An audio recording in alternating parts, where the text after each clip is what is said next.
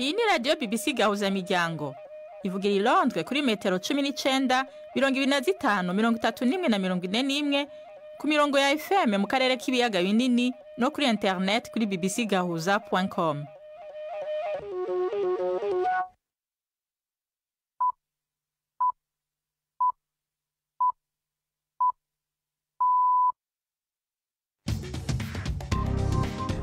Ubu ni saa 10 n'igice ku isaha mpuzamakungu ya GMT, isaha 12 n'igice mu Rwanda no mu Burundi, muri kumwe na Nina Iradukunda. Ndabahaye mwiriwe n'ikaze bakunzi ba BBC Gahuza Miryango. Izi ni ingingo z'amakuru yo ku munsi wa kabiri tariki 21 z'ukwicumi mu 2025. Mu Burundi baridogera ingene umugiga wo kwibuka ku nshuro 32 Melchior Ndadaye incungu ya demokrasi nabo bagendanywe bishwe mu 1993 wagenze. Gufata nk'uyu munsi tukahimbaza kubiri abari mu nzego mu gitondo imigambwe n'abandi ku mugoroba tivyumvikana nta sigo bifise bisa nibiriko birafata intumbero yo kuzozimanganya iyi misi mikuru yo kwikukira. Umukuru w'u Rwanda Paul Kagame yasavye abagabo b'ingabo zigwanira hasi bo mu bihugu vya Afrika 28 gutorera umuti ikibazo cy'umutekano muke ugarije uyu mugabane mu nama iri kwirabera i Kigali. Nicolas Sarkozy yahoze ari umukuru w'igihugu cy'Ubufaransa yatangiye igifungo c'imyaka 5 kubera uburyo yakoresheje mu kwiyamamaza mu matora yo mu 2007. Tubafitiye n'igikino cy'urunana aya makuru hagaririwe na Prudence Ngiyumva.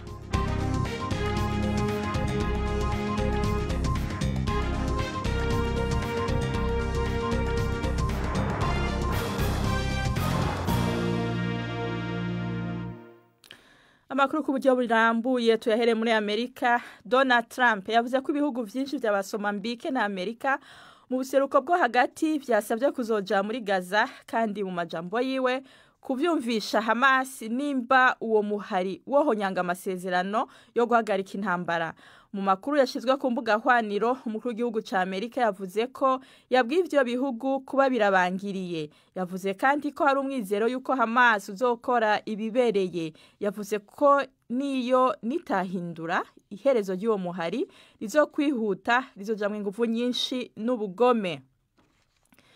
Ishiramwe mpuzamakungu PAM gishinze ibifungurwa ku isi ryasavye ko inzira zo kwinjira muri Gaza zugururwa zose. Umuvugizi w'iryo shirahamwe Abel Etifa yavuze ko kubera ivyasambutse igaza inyuma y'imyaka 2 intambara harimwe n'amabarabara bisigura ko PAM idashobora gushika mu ntumbero yayo yo kwinjiza amatoni 2,000 y'ifungurwa ku munsi. Etifa yavuze ko ubu ico gisata c'ishiramwe mpuzamakungu ONU kiriko kiratanga ibifungurwa biri munsi y'igice c'ivyo. Icegera c'umukuru w'igihugu wa Amerika JD Vance ari muri Israel mu ntumbero yo gukomeza amasezerano yo guhagarika intambara muri Gaza. Mu Burundi bibuse ku nshuro 32 Melchior Ndadaye incungu ya demokrasi nabo bagendanye bishwe. Ikidasanzwe cabaye muri uwo mugigwa nuko vyakozwe mu biringo bibiri, aho umukuru w'igihugu n'abandi bategetsi bo mu nzego z'igihugu bazindutse mu gatondo ku ntatemwa yabo bishwe mu 1993, hanyuma imiryango y'ababuza babo n'imigambwe bajayo bavuye mu misa, aho abategetsi bo hejuru babonekayo uko vyahora bigenda. Abagendanye na President Melchior Ndadaye bavuga ko iyo ngendo leta isigaye ifise mu kudatunganya n'uburemere abiguza Burundi byo bafise intumbero yo kuzimanganya uyu munsi. Ni inkuru ya Patrick Waso i Bujumbura. Abantu ntibari benshi kandi bari bagizwe ahanini n'abibuka babo gusa na bamwe baserukira ibihugu vyabo. Kare umukuru w'igihugu n'abagize inzego zose z'igihugu bahora babanza kuja mu misa, intambwe ikurikira ikaba yo guhurira ku ntatemwa. Ariko uyu munsi kuri ico kibanza nta mutegetsi wo hejuru yahabonetse inyuma ya misa. Umukuru w'igihugu n'umutambukanyi wiwe n'abagize leta bahazindukiye gushiraho urugori rw'amashugwe imbere yo kuja mu nkuka ya misa. Ariko leta yari yateguye umuntu yotondeka ingene ibintu bikurikirana muri ico kibanza, na cane mu gushiraho ingori z'amashugwe ku ntatemwa. Iyo abazanye ingori z'amashugwe bahejeje kuzishiraho, hahora havuzwa rimwe majambo umuhisi President Melchior Ndadaye yavuze nk'umukuru w'igihugu. Abaraho bakaritega amatwi. Ijo jambo ntaryavugijwe. ivyo rero abatari bake bavyidogeye. Leonce Ngendakumana yabaye umukuru w'umugambwe Sahwanya Frodebu wa Melchior Ndadaye abona ko ivyabaye bishobora kuba ari ingendo yo kwibagiza abarundi bene iyo misi mikuru yabitangiye igihugu. Gufata nk'uyu munsi tukahimbaza kubiri abari mu nzego mu gitondo imigambwe n'abandi ku mugoroba tivyumvikana nta sigo bifise. Mu gitondo nabajije ijambo rya Ndadaye ntiryavuzwe, n'ubu murabonye ntirivuzwe. None wumva tujanye iki? Harashobora kuba bajanye umubabaro bisa nibiriko birafata intumbero yo kuzozimanganya iyi misi mikuru yo kwikukira, iyi misi mikuru yo gutsindira intwaro ya demokrasi mu Burundi shiye ku migango myinshi n'amatora. Ivyo rero bizimanganye nko kwikukira kuzimanganya demokrasi ngiye ku migango myinshi n'amatora kazimangana, duca dusubira muri za ntwaro za kera z'igikenye n'agahotora. Mwishirahamwe Avode y'abafakazi n'imfuvyi zabo biciwe rimwe na Melchior Ndadaye barasaba ko bohabwa agateka bakwiriye mu kwibukwa mu misi mikuru y'igihugu bene iyo. Emmanuel Seturuku aserukira Avode imbere y'amategeko. Ishirahamwe Avode rirateye akamo leta ko heraheza urwo rubanza vuba hashoboka, canke se izo manza zijanye n'ubwicanyi bwatwaye ubuzima nyene cubahiro Melchior Ndadaye nyakwigendera nabo bari basangiye amabanga. Hanyuma bugira kabiri bagatera iteka n'abapfakazi n'imfuvyi zizo ngendanyi zabo banyacubahiro bari basangiye urugamba rumwe na Ndadaye, kandi bakaba bishwe bagandaguwe bazira ahanini umurimo w'igihugu, bakaba bavuye ku kivi. N'ibirori vyo kwibuka uwaharaniye kwikukira ku Burundi umuganwa Rudoviko Gasore vyabaye mu ndwi iheze, navyone ntivyari ku rugero nk'ubwo vyahorana mu myaka iheze. Twashatse no kuvugana n'uruhande rwa leta kuri iyo myidogo, ariko umurongo wa telefone ntiwadukundiye. Ni inkuru tuzogarukako. Umukuru w'igihugu cy'u Rwanda Paul Kagame yasavye abagaba b'ingabo zigwanira hasi bo mu bihugu vya Afrika gutorera ikibazo cy'umutekano muke ugarije uyu mugabane. Ivyo yabivugiye Kigali mu nama y'imisi 2 y'abagaba b'ingabo bo mu bihugu 28 vyo muri Afrika, yitabiriwe kandi n'abava mu Faransa na Qatar. Bagomba kwiga uburyo bwo guhangana n'ibikorwa bihungabanya umutekano, ariko banitwararika abasivile cyane ko izo ngabo zo hasi zamana nabo. Ni inkuru ya Jean Claude Mwambutsa i Kigali. Abagaba b'ingabo zirwanira ku butaka bateraniye Kigali baturuka mu bihugu 28 bya Afrika birimo ibyo mu karere nka Uganda, Uburundi na Kenya. Cyakora ku rutonde nta Republika ya Demokarasi ya Kongo igaragaraho. Hari ibyo mu majyaruguru ya Afrika nka Misiri na Nigeria, ndetse n'ibyo mu burengerazuba bw'umugabane birimo Senegal na Burkina Faso. Hanze y'uyu mugabane hahagarariwe igihugu cy'Ubufaransa, Qatar na Jordania. Ubwo yafunguraga iri huriro ry'iminsi 2, Perezida Kagame yavuze ko ingabo zirwanira ku butaka arizo zatoranijwe kuko arizo ziyambazwa bwa mbere aho rukomeye, ndetse akaba nazo ziva ku rubuga rw'imirwano bwa nyuma. Yavuze ko ibikorwa bihungabanya umutekano bigenda byiyongera kandi ari nako bihindura isura, naho umugabane wa Afrika ukaba ukomeje kuza ku isonga mu kugaragaramo ibikorwa byinshi bihungabanyiriza umutekano. Ku bwa Paul Kagame, ingabo zirwanira ku butaka zigomba guhora ziryamiye amajanja, zikagira ubushobozi bwo gusesengura byihuse ibibazo byavutse kandi zigatabara vuba na bwangu. Yavuze ko igihe kigeze ngo Afrika imenye gufata mu biganza ibibazo by'umutekano wayo. Africa still experiences the highest Afrika ni ikomeje kubamo umubare wa mbere munini w'ubushyamirane. Ntabwo twakwitega ko ari abandi bazarengera umutekano wa Afrika. Nta ngorane duhanganye nazo zirenze ubushobozi dufite.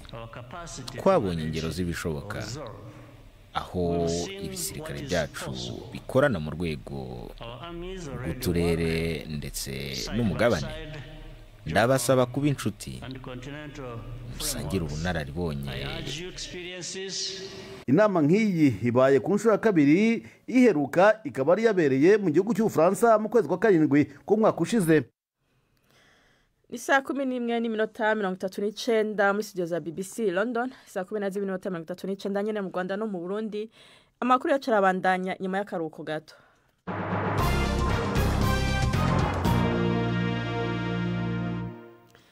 Uwahoze ari umukuru w'igihugu cy'Ubufaransa Nicolas Sarkozy yatangwe igifungo c'imyaka 5 mu ibohero rya La Santé riri hagati mu gisagara ca Paris. Sarkozy yahamijwe icaha cyo gukorana n'abagizi ba nabi mu mugambi w'uburyo bwakoreshejwe mu kwiyamamaza kwiwe mu matora mu 2007. Amahera yahawe na Muammar Gaddafi yatwaza umukazo muri Libya. Arahakana ko atakibi yakoze kandi yarasavye gukugwa mu munyororo mu gihe yunguruza urubanza. Umunyamakuru wa BBC i Paris avuga ko uwo yahoze ari umukuru w'igihugu yinjiye mu ibohero yemye kandi azobona ko arakaje ko gushigikirwa n'abanyagihugu b'Ubufaransa. Ni inkuru yo ku rubuga rwa BBC mushikirizwa na Prime Kumagenge. Kuva umutegetsi yakoranye n'abanazi mu ntambara ya kabiri y'isi Philippe Pétain afunzwe ku vyaha byo guhemuka mu 1945 nta wundi numwe yabaye mukuru w'igihugu cy'Ubufaransa yari bwinjire ibohero. Abantu barenga 100 bakomye amashi basemerera ngo Nicolas igihe yava imuhiriwe muri arrondissement ya 16 y'abakire y'i Paris ari kumwe n'umugore wiwe Carla Bruni Sarkozy ukuboko mukundi. Nicolas Sarkozy w'imyaka 70 yinjijwe amarembo y'iryo bohero ryo mu kinjana ca 19 rizwi cyane ku murengera w'abantu bahafungiwe riri mu gace ka Montparnasse mu majepfo y'uruzi Seine, aho akaba hari saha 3:40 mu gitondo. Ico gihe abapolisi bakaba bari bugaye amabarabara yose ahakikuje. Icumba ca Sarkozy mu ruhande rwo gufungirwa ukwa wenyene mw'iryo bohero byibazwa yuko kiri ku igorofa ya nyuma kandi kizoba kingana hagati ya metero kwadarati 9 gushika kuri 11. Byari byavuze yuko ashobora gufungirwa mu rundi ruhande rw'abantu b'intege nke aho abandi b'igihagararo kinini bigeze gufungirwa muri kahise. Azoba afise akazu ka surwumwe, ubwogero, ameza yo gukorerako, ishiga ryo gutekako ry'umuyaga nkuba n'agateleviziyo gato. Ibyo byose akazobirihira amafaranga y'amayero 18 buri kwezi. Akazoba anafise uburenganzira kuri frigo ntoya. Uwo yahoze ari umukuru w'igihugu arafise uburenganzira bwo kuronka amakuru avuye hanze, kuramutswa n'abo muryango hamwe no kwandikira uwashatse no gukoresha telefone. Ariko mu by'ukuri azoba afungiwe ukwa wenyene, azoba arekuriwe isaha imwe gusa yo kwinonora imitsi ari wenyene mu kigo c'urwo ruhande afungiwemwo. Sarkozy yagumye ahakana ko atacaha yakoze mu rubanza rwerekeye ko imyamamazo yiwe yo guhiganirwa ubukuru bw'igihugu mu 2007 yakoresheje miliyoni z'amafaranga y'amayero yavuye muri Libya. Sostene Munyemana, umuganga w'umunyarwanda w'imyaka 70 yagirizwa ivyaha vya genocide, yasawe igihano cyo gufunga ubuzima bwiwe bwose n'umushikiriza manza muri sentare y'abanyagihugu isuramwe imanza iri Paris mu Bufaransa. Ni mu gihe amazindwi 6 imbere y'ubutungane aho humvirizwa urubanza rwiwe rw'ubujurire nyuma yo gukatirwa imyaka 25 yo gufungwa na sentare ya rubanda y'i Paris mu 2023 imwagiriza ivyaha vya genocide. Ni inkuru ya Alain Majesté Barenga yari yahishikiye. Sostene Munyemana yinjiye mu rubanza asa n'utekanye, yari yambaye agapira kirabura k'imbeho, abohesheje amapingu akikijwe n'abajandarume. Uyu muganga yanonosoye ibyo kuvura abagore bibungenze n'indembe, uno musi ari mu karuko k'izabukuru. Mu rubanza rw'ubujurire yari mu kumba kugajwe ibirahuri kari kugaye, kamutandukanye n'abaje kumviriza urubanza, yasa n'utekanye. Aho byashika kanatwenga, abambere bahawe ijambo n'ababuranira babuza ababo muri genocide yo mu 1994 mu Rwanda, hamwe n'abasaba indishi baserukira amashiramwe arenga 5 arimwo Ibuka, ishiramwe ry'abanyarwanda ba mu Faransa CRF, ishiramwe FIDH n'agateka kazi na muntu kw'isi n'andi mashiramwe agwanya genocide. Mu kiringo c'amasara arenga 3 basabye abacamanza 3 bazoca urwo rubanza n'inyamugayo zaturanijwe kubafasha ico bise kuhiteka no kuriha abazize genocide. Abaserukira babuza babo basabye abagiye gushira urwo rubanza Munyemana kwibuka ko arabatakiriho bazize genocide batari banahisemwe ko bavutse. Hakurikiye umushikiza manza canke umushinja caha mu Kinyarwanda. Mu kiringo c'amasa 3 yamaze ariko abwira abagiye guca urwo rubanza ko Munyemana yari umuntu akomeye mu gihe ca genocide mu cahoze ari prefecture ya Butare mu majepfo y'u Rwanda, uretse ko umuganga ngo yari umugenzi wa hafi w'abatege ku Rwanda, aho yatanze akarorero ko hadari umushikiranganje wa mbere Jean Kambanda nawe nyene yahanywe azira gukora genocide. Yavuze adashidukanya ko Munyemana ari mu bateguye genocide yari no kwisonga, aho yaciye asaba ko yociribwa umunyororo wo guherayo canke burundu kuko ari co gihano gikwiye guhabwa uwakoze icaha gisumba ikindi ariyo genocide kugira ababuza babo baruhuke. Bitegekanijwe ko ku munsi w'ejo ababuranira Munyemana hamwe nawe ubwite bazohabwa ijambo rya nyuma. Umwigisha Bonete Elombe yamamaye ku rubuga rwa TikTok muri Republika ya Demokarasi ya Kongo yapfuye afite imyaka 28. Elombe yamenyekanye cyane muri Kongo kubera video yashira kuri TikTok ariko aririmba anatambara n'abanyeshuri yigisha mu kubaha ikaze mu ishuri. Amasanamu yiwe yarabwa inshuro zirenga miliyoni 100 kuri urubuga ariko icamuhitanye nticatangajwe. Ubu n'umwanya w'igikino c'urunana.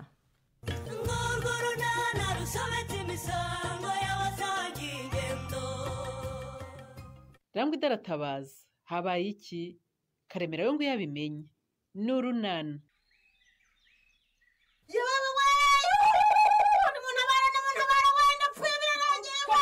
ariko wagarutse mu nzu ariko nyogoko ngwino winjire mu nzu ngo bigenze bitanye n'umujura umva uko byagenze mbese nkinjira nkubitanye n'umugono niko gusohoka rero nkubita urushyi ku munwa ndatabaza reka gukomeza kuvuza induru ngaho namwe nimuhuririze mwumve uretse se nyine twumve ariko uziko nanjye numvisemo ikintu kiri nyamara rero uya nariko nimuhamagara intengera gutabara nako abapolisi bafite imbunda nihangane mukeshigirayo ariko uzi kutagira ubwoba koko devo kuko wahamagaye ishyaka nako nkera gutabara ariko muri abanyabwoba koko ahubwo se ko ntacyo mbonamo mukeke ariko devo wagiyemo muramenye mutanyica ni njyewe Pasikari muramenye Pasikari ni njyewe Pasika sohoka vuba sohoka utubwire impamvu wahisemo kurara hano mu gikoni cya mukecuru ubu ukaba uzindutse umukanga sohoka koko mwakabye burya bwose ni Pasikari uzi ko twagize ngo ni inyamaswa y'inkazi yaduteye kuko Pasika urabona induru yateye ahangaha kubera nambwira impamvu yahisemo kurara mu gikoni cyanjye akaba abyutse amabura umutima bigeze ahangaha yavuga se ngaho utubwire nyine ariko se we byagenze gute ngo urare udakinze igikoni cyawe mukecuru ntagikinze warayaha mu gikoni cya mukecuru iwawe habaye iki yegora ndetse mwabantu mwe ko ari nge bagabo barabona bavuze ni nawe koko none se ubundi niki cyakubayeho Pasika ese uri ko tukubaza icyakuraje mu gikoni cyacu ntuvuge Pasika navuge nyine ko mama yafunze igikoni nta muntu ukirimo wowe wahageze ute ni ibibazo nyine namwe murabyumva ibibazo udashobora kuvuga iki gusa sinaharaye kuko mbyishimiye nirukanwe mpabona ubuhungiro ariko Pasika ntumbwe ko wongeye kwanduranya na mukobwa Jana kandi uzi neza kuri ya mugore atwite kandi Pasika sinzi ukuntu umeze uririrwa ubaza mukecuru ubwo se urumva yahunze muzara cyangwa akazehe ariko si uko Pasika ubu tuvuge ko kugeza ubu ngubu utazi ko kubuza umugore utwite amahwemo bigira ingaruka ku mwana atwite ubu se ni njyewe uyamubuza cyangwa niwe uyambuza ari we nanjye ninde waraye mu buhungiro koko ko dusuye uzindutse se Patiri ndashaka Reya wowe se waretse akazi ko muri saro kwa Nyensi usigaye ukora ko gutwara abagenzi reka da niho ngikora none se yagusabye ifoto yo kumugeza ku mashuri oya da ni akazi yamaye ko kumushakira inzu Reya yego Reya yaguhaye akazi ko kumushakira inzu he Patiri ahari hose muri Nyarurembo ariko cyane cyane hegereye amashuri cyangwa se mu isantere nayimuboneye rero Patiri buretse gato buretse kujya kumureba ndabizi rwose aracyari mu rugo ntarasohoka kuki se umbuza kujya kumureba sore urumva Reya yagiye kumara igihe kitari gito akodesha hano iwanjye kandi rwose nishyura neza pe nase ntuzi ko hari abantu badakunda kuba ahantu hamwe sore ubwo nyine wowe yaraharambiwe ntabwo ari ukuharambirwa yewe urebye hari utubazo yari yaragize ariko hari abantu nyine ntabwo habura ibisubizo none se ko njye ndi umukomisiyoneri sore ubwo ibibazo mwajyanye urumva njye bindeba ndakwinginze buretse kumubwira ko wamuboneye inzu rwose Patiri ndakwinginze adahita yimuka inzu yanjye igasigariraho isigaraho se gute kandi mpari ntagenda ndagushakira undi mukiriya uyijyamo ikibazo si uyijyamo yewe sinshaka ko Reya yimuka kuko rwose uretse kuba nyishyura neza uriya mukobwa ndamwikundira pe urumva udashaka kuzana imiteto mu kazi sore oya ntabwo ari uguteta yewe ntabwo ari uguteta Reya ndacyamukeneye cyane Patiri ariko gusa ko nakoresha esansi yanjye n'umwanya wanjye mushakira inzu kandi agomba kumpemba ndabizi ko agomba kuguhemba ariko nanjye nyumva Patiri ndakwinginze ubu rero kubirebana n'ifaranga sore nta mikino kuko mfite umwana nabyaye ngomba kwitaho ndabizi rwose ko wabaye papa akabazo ko kudasukura neza umusarane rero nari mfitanye nawe ndagakemura rwose vuba ku buryo nta mpamvu yo kwimuka. Niba ushaka kumugumana rero uranyishyura amafaranga yagombaga kunyishyura ubundi nkate nigendere. Ndayakwishyura Patiri, ndayakwishyura rwose, ahubwo se nangaye. Ariko se nk'ubu umwana aba yigira ibiki koko?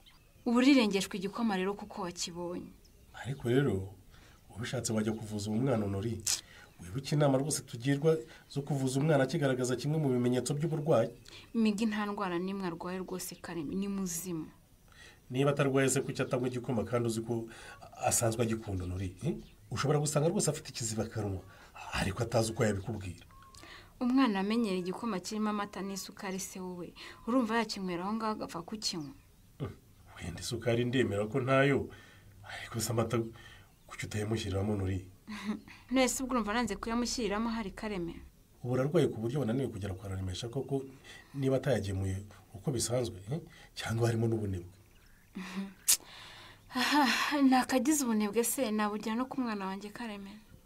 None se nibumva utameze neza kuki utamubwiye ngo ngiyewe nigireyo ariko umwana wanjye rwose ntabura amata. Remesha ambwiye ko azongera kudukamera ko twamwishyuye amafaranga y'amezi 2 tumurimo Kareme. Ibyo bivuze rya Honori. Ariko usigaye wibagirwa cyane Kareme. Sinabikubwiye ko nkanakubwiye ko Migasigaye yanga igikoma. Ubuso uyu mwana ndaza kumugenza nte ko? Simbizi rwose Kareme. Migi mva mu mabere wanze kunywa igikoma se nyine. Ubuse no umwe mibere ubona yanze no kunywa igikoma. Urumva biri bugenda bite koko? Nambabaye nanjye sinimereye neza. Ubu cyane bwa nyuma y'ubuke turabugenza gute koko Honori? Kubuge ntazi naho ndi bwihisha abantu banyishyuza. Ejo bundi twari twishimye mu bukwe rwose tutazi ko tuzasigara iheru gutya Kareme. Tekereza ko n'umushara wanjye w'amezi 2 bagomba kuwufatira kubera inguzanyo bampaye. Ubu se nudahembwa bizagenda bite koko Kareme? Umwana wanjye giye kubura indyo yuzuye. Ngira uti ukubonye yanga igikoma rwose ni nako yanga ibiryo mbimuhaye bitagira ibikomoka ku matungo rwose Kareme. Ntumbwire ko n'indagara nari namuguriye zashize Honori. None se haraho nguhisha koko? Ubu koko kwishora mu bukwe byatumariye iki uretse kudukenesha koko Honori? Tekereza kuzarwaza indwara ziterwa n'imirire mibi kubera ubukwe. Nubwo nyine nanjye nicuza ko twakoresheje amafaranga menshi tukaba turi mu madeni ariko bivuga ngo ntacyo byatumariye rwose Kareme.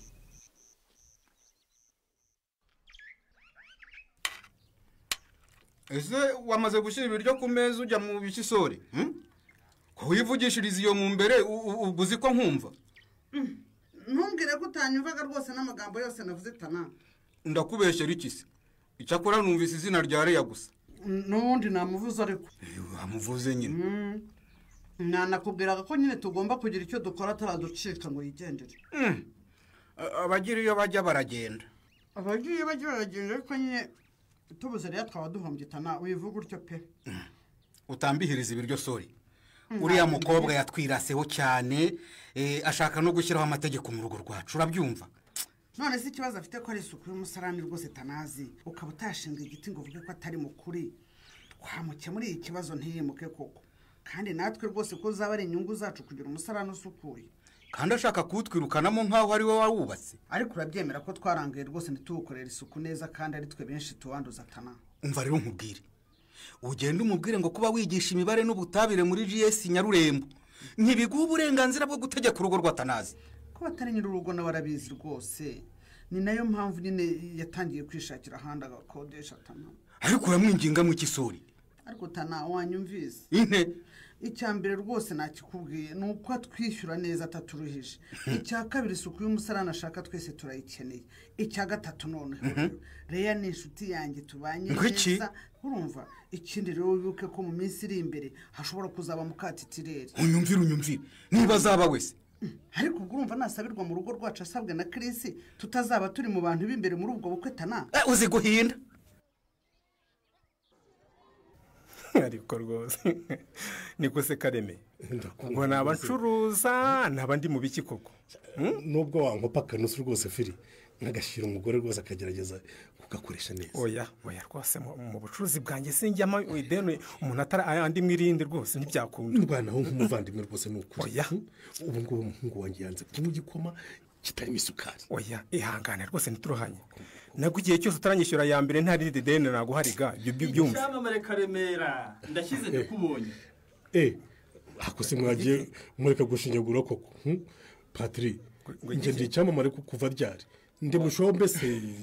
Waramamaye nyamara kuko abantu bose bagutaye ubukwe barakwirahira. Mbabara rwose ijambo ry'ubukwe uburisibye mu byo uvuga rwose. Bubiretse. Hagati ariko rero ngize amahirwe ndakubonye. Kuko ngeze aho korera ndakubura ndashaka ya mafaranga. Nishyura amafaranga yanjye kare. Ariko rwose niko se Patri. Umuntu waka amafaranga ibibazo afite ubwo urabizi. Ntabyo nzi icyo nzi nuko agomba kunyishyura amafaranga yanjye namugurije. Mwabagabo mwe rero ubu mundeba. Ndi mu bibazo rwose bitanyoroheye habe na gato kandi sinzi icyo nakora ngo mbyigobotoremo. Urumva ko kwanga kukopa rero bifite ishingiro. Ibibazo bifite n'ibyawe bwite Kareme. Ngi ndashaka amafaranga yanjye nakugurije nanjye ngahira umwana wanjye. Murabizi se nkiri papa mbyirira ubu ngubu mfite umwana. Urumva? Turabizi rwose wabyaranye na Nadine Patri. Turabizi ibyo. Umwana wanjye agomba guhabwa imfashabere ariyo mpamvu nkwishyuza Kareme. Muhahire. Uranyishyuza se ngo nyavane hehe Patri? Urayashaka byose birandeba. Umusanze ahangaha nje no kwikopesha nusu isukari kwa Filipo sibyo Filipo akaba yanayinyima ubejo hundi umenya amafaranga mu bukwe ukodesha imodoka zihagurukana abaturage bose umusozi wose barakwiyahira ahantu hose ngene ntishaka kanyishyura amafaranga yanjye nyishyura kamyone rufata no telefone yawe ko numva hajemo n'inyuro se Patri inyuro gute se ubu muri Nyarurembo yose abagabo n'abagore babana batarakoze ibyo birori bangana iki Kareme ubukwe si cyo kibazo Patri ikibazo ni ugukoresha ubushobozi burenze ubwo ufite kuko nyine buryo umuntu yishimaho yishyikira mwanditse koko mwabagabo ubu rwose ko nanjye nicuza impamvu numviye umugore niwabo bashatse kunkoresha ibirori birengeje ubushobozi bwanjye koko none nkaba ndi mu mazi abira bigaramiye ibyo bindi nakubwiye ko ari bye Kareme ibyo ntabwo bindeba ahubwo mbwira amafaranga yanyuzanyishyura ryari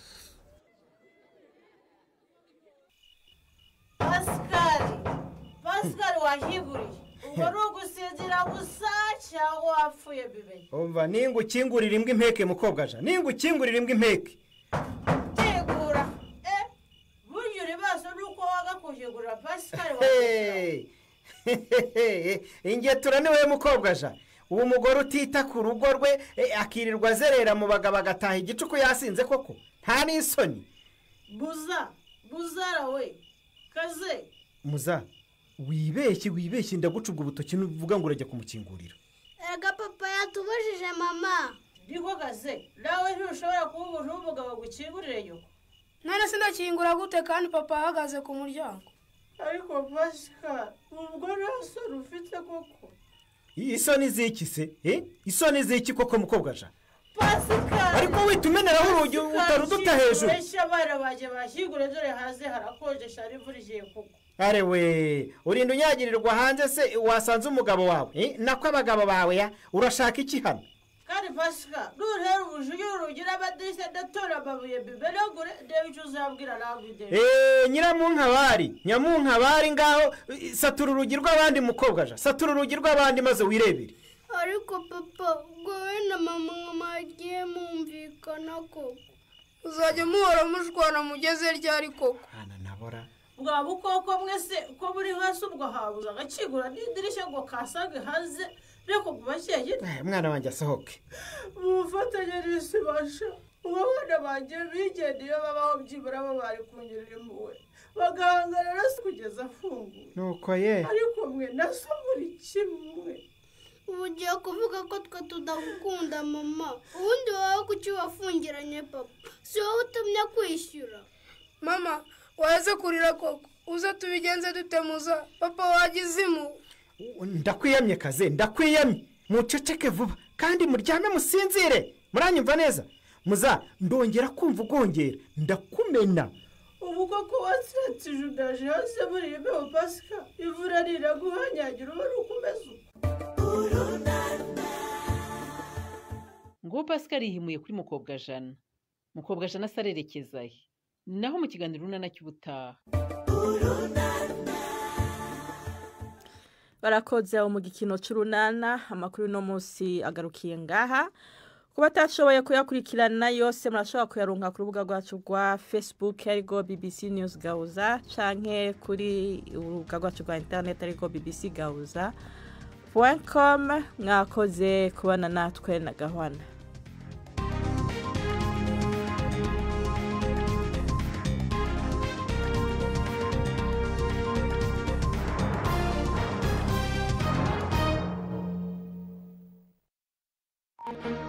Thank you.